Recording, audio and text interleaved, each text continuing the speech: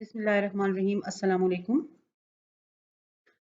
My name is Fakhra Abbasi and I am from Islamabad College for Boys G63. Today is my third lecture and the topic is microorganisms. Let's see the learning outcomes of this chapter. After learning this chapter, you will be able to recognize some common diseases caused by microorganisms and the infections, transmission, and protective measures. You can be able to describe microorganisms. You will be able to identify the main groups of microorganisms and give examples of each. You will learn about biotechnology and you will be able to describe advantages and disadvantages of microorganisms in daily life. Microorganisms. Micro का मतलब होता है बच्चों very small और organisms का मतलब है living thing. So look at the definition. The organisms which can't be seen with naked eyes are called microorganisms or microbes. Microorganisms को हम नेकेड आई से नहीं देख सकते बल्कि उसके लिए हमें माइक्रोस्कोप का इस्तेमाल करना पड़ता है. जैसे कि आप देख रहे हैं बच्चों, ये एक साइड पे माइक्रोस्कोप है. इसके मेन जो ग्रुप्स हैं microorganisms can be classified into 3 groups on the basis of size, shape and structure. तो इनकी 3 टाइप्स हैं मेजर. एक है viruses, second bacteria and the third one is fungi. अच्छा, यहाँ पे एक science tidbit I want to share with you. Your body has more microorganisms than your own body cells. यानी कि आपके बॉडी के जितने सेल्स हैं उससे भी ज्यादा हमारी बॉडी के अंदर माइक्रोऑर्गेनिजम्स रहते हैं. There are 10 times more bacteria than human cells in your body. So ये आपके लिए एक और नॉलेज है.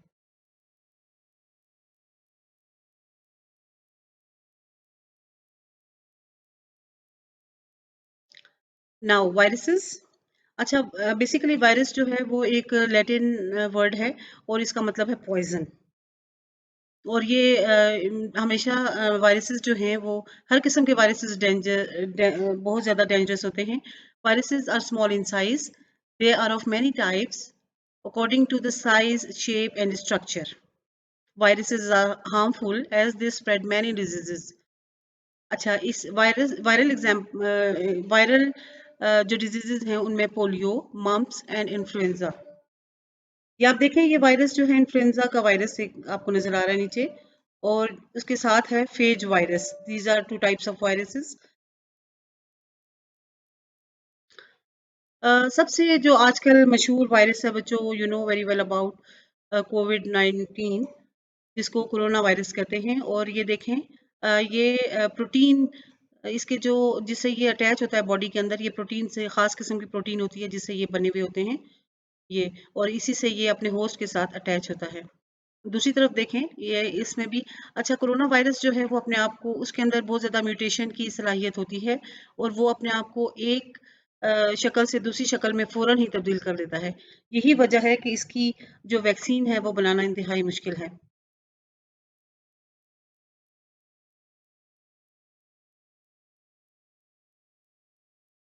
कोविड 19 के लिए आपको पता है कि इस वायरस से बचने के लिए जो हिफाजती तदाबीर हैं कि हमें जो है ये मास्क हमें पहन के रखना है.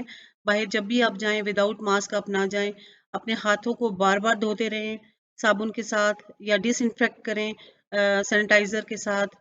और उसके अलावा इसके सिम्टम्स में देखें, इसके सिम्टम्स में हैं खांसी, नज़ला, ज़ुकाम, बुखार, इसी वही अलामात जो आमतौर पे नमूनिया की होती हैं इसी से है.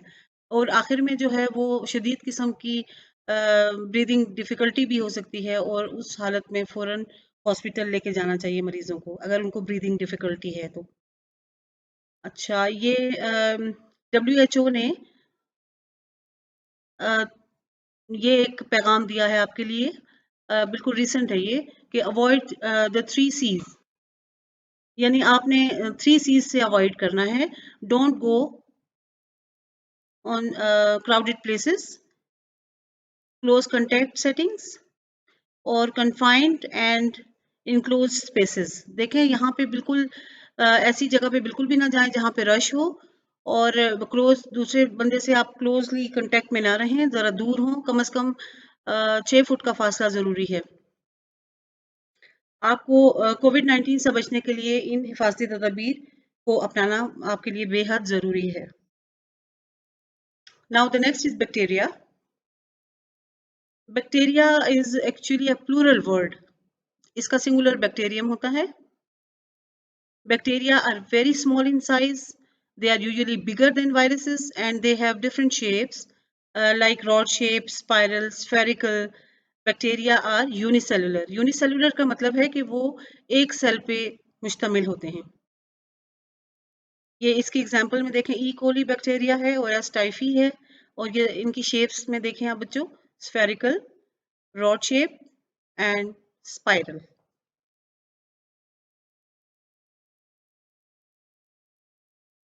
फंगाई जो है ये मल्टी सेलुलर होते हैं with many shapes and sizes and we can't see them with naked eyes. जैसे यीस्ट है, इसको आप जो है naked eyes से नहीं देख सकते। Some fungi are quite big. कुछ big होते हैं, big in size होते हैं and easily can be seen. जैसे कि मशरूम्स हैं, ये देखें बच्चों, ये ईस्ट की, ये आप एग्जांपल देखें, ईस्ट है ये माइक्रोस्कोपिक होते हैं, और ये जो बड़े साइज में है मशरूम्स हैं, ये बिग साइज में होते हैं। अच्छा, ये जो है आमतौर पे जो फंजाई होते हैं या फंगाई, ये डेड मटेरियल के ऊपर जो है वो रहते हैं और डिकेइंग मैटर के ऊपर, और उनको डिकम्पोज करते हैं। ये नीचे की तरफ देखें आप, मुख्तलिफ खाने पीने की चीज़ों के साथ, ये ब्रेड है, इसके साथ आपको नज़र आ रहा है कि मोल्ड है, फफूंदी जिसको उर्दू में कहते हैं ना, फफूंदी या मोल्ड, ये लगी हुई है। ये भी एक फंगाई की किस्म है। फंगाई जो है वो हार्मफुल भी होते हैं, और इनमें से कुछ चीज़ें, कुछ जो टाइप्स होती हैं वो ईटेबल होती हैं, जैसे कि मैंने आपको एग्जांपल दी है मशरूम की। Now let's discuss a few diseases. Viral diseases को पहले देख लेते हैं। इनमें वायरल डिजीजेस में इन्फ्लुएंजा या फ्लू, इसके सिम्टम्स देखें। हाई फीवर यानी कि तेज बुखार होता है, और मसल्स में पेन होता है, सर में दर्द, टायर्डनेस यानी थकन, और रनी नोज, नाक का बहना। इसकी ट्रांसमिशन जो है वो थ्रू एयर और स्नीजिंग, कफिंग या ब्रीदिंग के ज़रिए होती है। इसकी प्रिवेंशन में फ्लू की वैक्सीन मिल जाती है, और आप हाथ धोते रहें तो इस मर्ज से आप बच सकते हैं। यूज़ मास्क, मास्क का इस्तेमाल ज़रूर करें। सेकेंड वायरल डिजीज़ में मीजल्स है। मीजल्स में skin rashes all over the body, पूरी बॉडी के ऊपर जो है वो स्किन रैशेज पैदा हो जाते हैं। फीवर होता है, और इसकी ट्रांसमिशन में देखें, ये हवा के ज़रिए फैलता है। इसकी भी वही है जो कि इन्फ्लुएंजा की थी, कि स्नीजिंग, कफिंग एंड ब्रीदिंग। इसकी वैक्सीन भी मिल जाती है, और इसके लिए मास्क का इस्तेमाल ज़रूरी होता है। अच्छा प्यारे बच्चों, वायरल डिजीजेस के बाद नेक्स्ट है बैक्टीरियल डिजीजेस। बैक्टीरिया से क्या क्या बीमारियां होती हैं? यहाँ पे हम सिर्फ 2 बीमारियां ही डिस्कस कर रहे हैं, वैसे तो बेशुमार बीमारियां हैं। इनमें सबसे पहले कोलरा। इसके सिम्टम्स में वाटरी डायरिया, यानी कि बहुत ज़्यादा शदीद किस्म के मोशन होते हैं मरीज़ को, और वॉमिटिंग होती है, और डिहाइड्रेशन होती है। डिहाइड्रेशन का मतलब है कि जिस्म में पानी की कमी वाक़ई हो जाती है, और इस तरह इतनी शदीद बीमारी में आदमी की डेथ भी हो सकती है।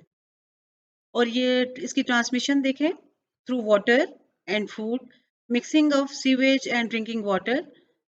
पानी का पीने के पानी में अगर सीवेज का पानी मिक्स हो जाए तो वो कंटेमिनेटेड या पोल्यूटेड हो जाता है, और वो पीने से इंसान डायरिया का कोलरा का शिकार हो सकता है। या डर्टी फूड खाने की वजह से भी, गंदी फूड जो आप खाते हैं उसकी वजह से भी ये बीमारी का शिकार हो सकते हैं। अच्छा बच्चों, पानी उबला हुआ पीना चाहिए। इस बीमारी से बचने के लिए। और आपको स्ट्रीट वेंडर्स से, जो गली में आते हैं ना ठेले वाले और सारे, उनसे आपने फूड बिल्कुल भी नहीं खाना। उनके ज़ाहिर है हिफ्ज़ान सेहत के उसूलों के मुताबिक जो फूड होता है वो सिर्फ आपके घर का खाना होता है। उसके अलावा जो स्ट्रीट वेंडर्स होते हैं उसमें बहुत ज़्यादा जर्म्स होते हैं और वो आपकी सेहत के लिए नुकसानदेह हैं। तो कभी भी आप स्ट्रीट वेंडर्स से चीज़ें लेकर ना खाएं। Avoid unwashed vegetables and fruit. जब भी आप लोग फल और सब्जियां इस्तेमाल करें तो अपने हाथ ज़रूर धोएं। हाथ भी धोएं और उनको वेजिटेबल्स और फ्रूट्स को धो के इस्तेमाल करें। अच्छा, नेक्स्ट है बैक्टीरियल डिजीज जो है टाइफॉइड फीवर है। इसके सिम्टम्स में हाई फीवर, अ सोर इन द इंटेस्टाइन। ये इंटेस्टाइन में सोर हो जाता है, रैशेज होते हैं बॉडी के ऊपर, और इसके अलावा white coating on the tongue, जबान के ऊपर एक सफ़ेद सी तह जम जाती है टाइफाइड की वजह से। बहुत शदीद किस्म का ये फीवर होता है और ये फैलता है पानी के ज़रिए और फूड के ज़रिए, क्योंकि कंटेमिनेटेड फूड और वाटर जो है वो ये इस बीमारी का सबब है। Mixing of sewage and drinking water. अगर पीने के पानी में अगर सीवेज का पानी शामिल हो जाए तो वो गंदा हो जाता है, कंटेमिनेटेड हो जाता है और इस बीमारी का सबब बनता है। इसके अलावा डर्टी फूड नहीं खानी है आपको बिल्कुल भी। यूज